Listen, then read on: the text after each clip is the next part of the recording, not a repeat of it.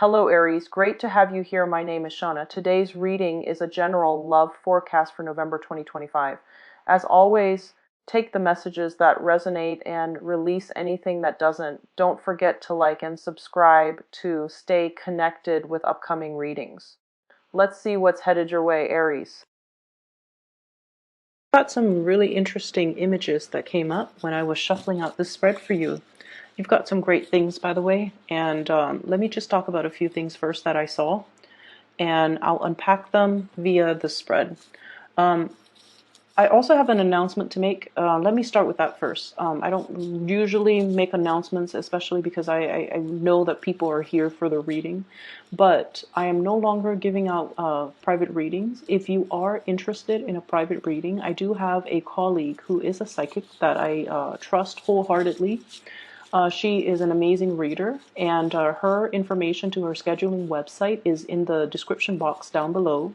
So if you're interested in a reading, if you're looking for some type of spiritual guidance, please reach out to her. And her scheduling website is very user friendly. It's easy to use, and it's very it's a speedy process. Okay, so if that's something that you want to do, please do reach out. So the information is in the description box below. You can click on the link and it'll take you to her scheduling website where you can enter your information, and it's checkout is via PayPal. It's very easy to use. Okay, so I encourage you to get a reading with her. She's very phenomenal.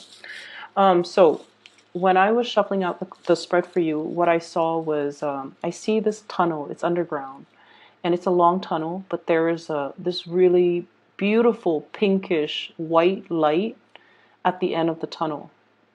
And I see this puppy. He's a black he's a black puppy with some white spots on him. He's wagging his tail and he's happily walking through this tunnel because he sees the light on the other side. Now, animals have amazing instincts, and I know this is a puppy and he's, finding his way.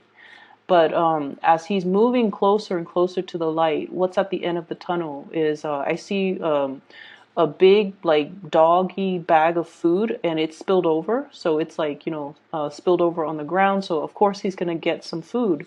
And then I also feel like there are these, it's almost like walking into, and I feel like, initially when it's like the light at the end of the tunnel, you think it's going to be lit up with fluorescent light. But what's really lighting things at the end of that tunnel is like gold coins, medallion gold coins, things that are shiny and shimmery and glittery.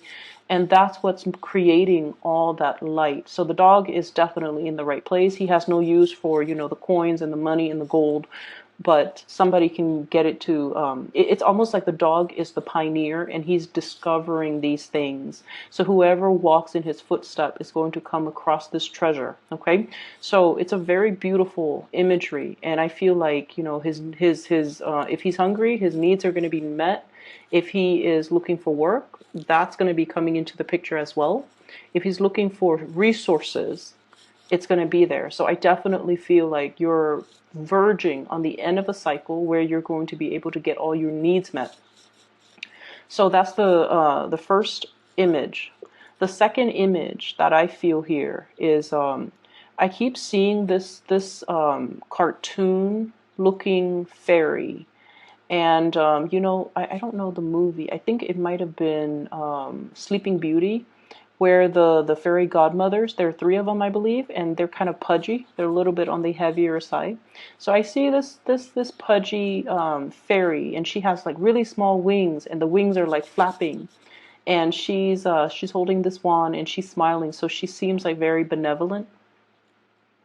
And I feel like she's like smoothing out somebody's hair, like comforting them, smoothing things out, making a situation better, ironing things out, and just overall, there's this really strong energy of spiritual, ancestral protection coming through for you. Okay, so whatever it is, you don't need to fear it. You need to be kind of like, be able to trust your intuition and trust your instinct, kind of like this puppy.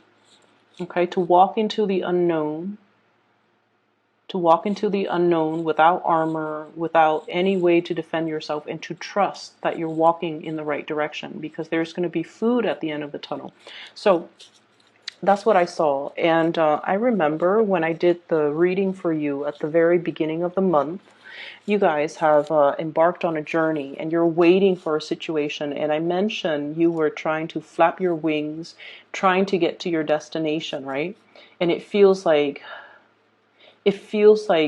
very difficult, and it feels very labor intensive, and it just feels like you're tired, like you need a rest, like you just want to land and just stay where you're at and not have to move. So I feel like energetically there might be some drainage. There might be a situation where you're feeling a little bit tired, a little bit under the weather, a little bit just vitality is very low. This could be with somebody that you're dealing with. If you're taking care of elderly parents, if you're taking care of people in your midst, there's somebody here that is very stubborn. They know what they have to do and they know what's good for them, but they're refusing to partake in activities or taking their medicine or doing things that would actually be beneficial. Like I see somebody who's cooped up in the home for a very long time, and I see them. I see you trying to, get them to move. Okay, so like, do you want to go on a hike? You need some fresh air. Let's go on a hike. And they're like, no, no, no. I'm okay where I'm at right now. And you're trying to tell them, hey, why don't we take a trip so that you can get your mind off things? They're like, no, no, no, I'm okay here. And so I feel like you're having difficulty trying to get somebody out of the house. And I feel like for some of you elderly parents, for others, it's somebody that is lacking in vitality and they don't want to do these physical activities.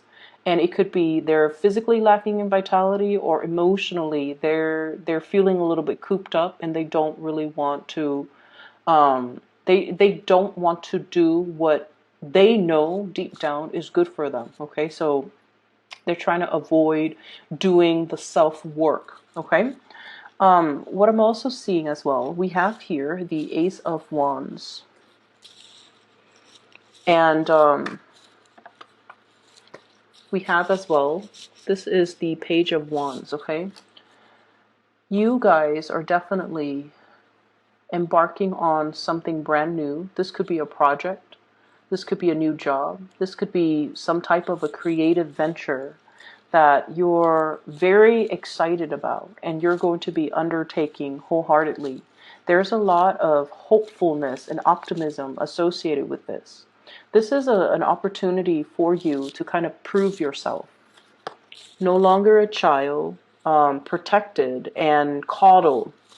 We're now becoming a little bit more, we're growing up and we have skills that we want to display to the rest of the world. Okay, so I feel like you're embarking on a brand new journey, and I feel like it's forcing you to step outside of your comfort zone a little bit.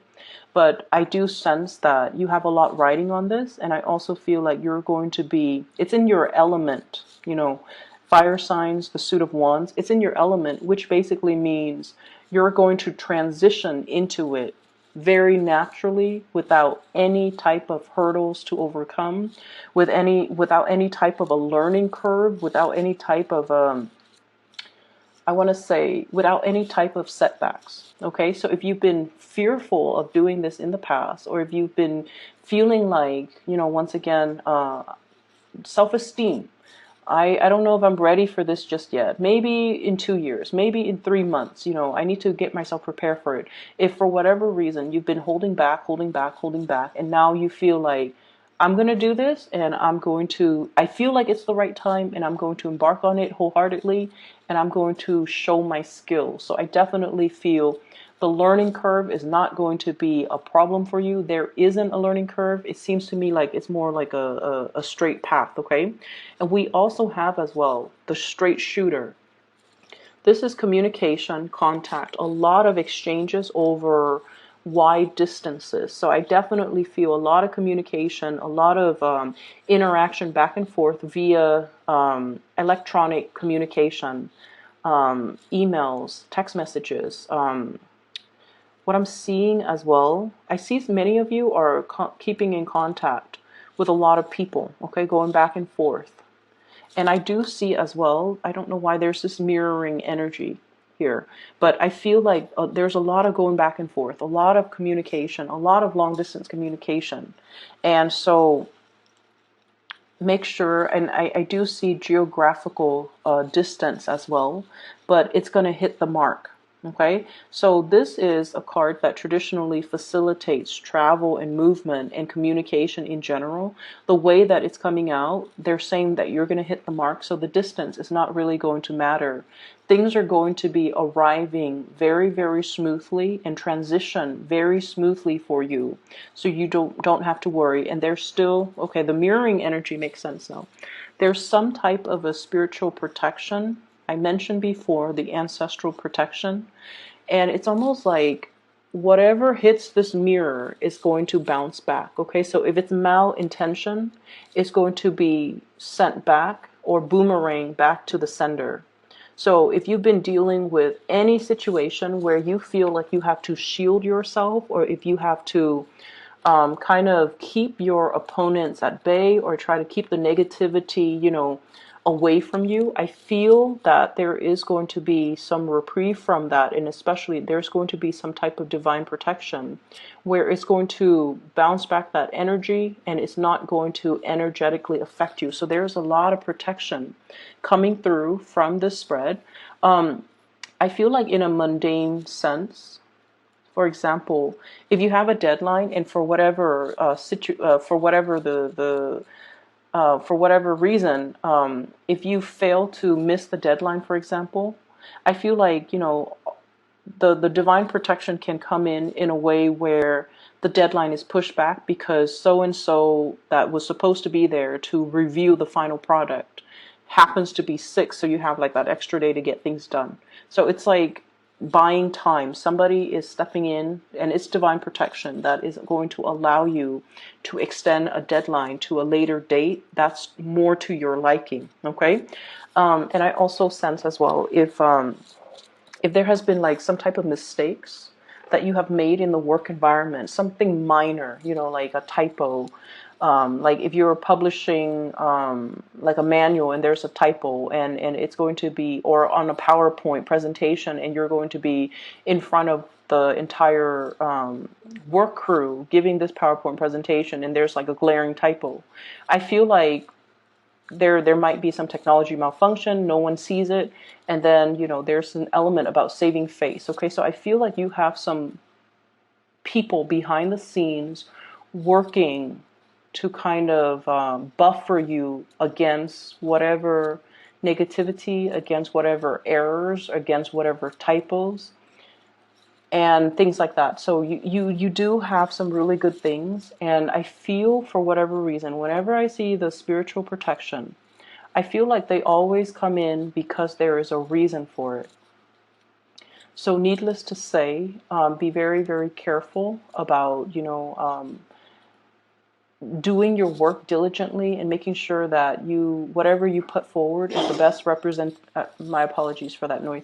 Whatever you put forward or whatever you put out into the world, we still need to be mindful that it has to be a good or a desirable representation of us. So it doesn't alleviate us from, dashing, assignments off in the middle of the night. You still have to do your due diligence and you still have to do the work. The spiritual protection that is behind you is to facilitate that process, but it doesn't alleviate you from doing your fair share of the work. But I definitely see you're being helped and you're being coddled and you're being in a situation where you are divinely protected. Okay? What I have here is the Four of Cups and the Seven of Cups, and both the 4 and the 7s are very, very spiritual numbers. They are indicative of healing. They're indicative of, as well, healing others. Okay, the healer and the teacher is what I'm sensing here. And I do sense there's a major difference here. This is about somebody who wants to maintain their distance. Okay, they're not going to get emotionally involved in other people's problems. They say their piece and they kind of leave it alone. They don't let the emotional undertones affect their decision, or they don't get pulled into that emotional space where they're looking at things so subjectively that they're not able to see the forest for the trees. And then we also have the Seven of Cups. This is like that empathy and that sympathy, wanting to do things for another person, feeling things so deeply where we feel like we have to step in and intervene. So there is this opposition here about you needing to protect your energy and needing to not get sucked into other people's emotional flare-ups or even emotional trauma. So if you, for example, have been doing a lot for other people, if you're somebody in your work environment that is doing all the work, or that's like, the go-to person when people have problems and when people are dealing with emotional crises in their life, if it keeps happening over and over and over again, you kind of have to take the stance of, loving detachment, okay? Not wanting to get involved, knowing when to push things away, and knowing when to energetically not let other people's issues affect you. If it's their problem, it's their problem. As much as we want to get involved, we kind of need to preserve our energy and need to draw very clear boundaries, okay? I mentioned 2 weeks ago, there was this guilt, and I feel like it's coming into the picture. Wanting to do things for another person, or feeling like telling yourself, oh, I can't do this because of A, B, C. And usually those A, B, C reasons are linked up with another person that you feel this sense of indebtedness to.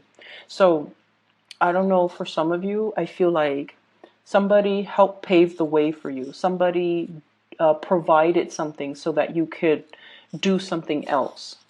And I feel like there's a sense of guilt, there's a sense of indebtedness. And I feel like it doesn't have to be that way. So you kind of need to draw back your energy and to also learn to, it's almost like, yes, they built the foundation. The fours are about the foundation. Yes, they built that foundation.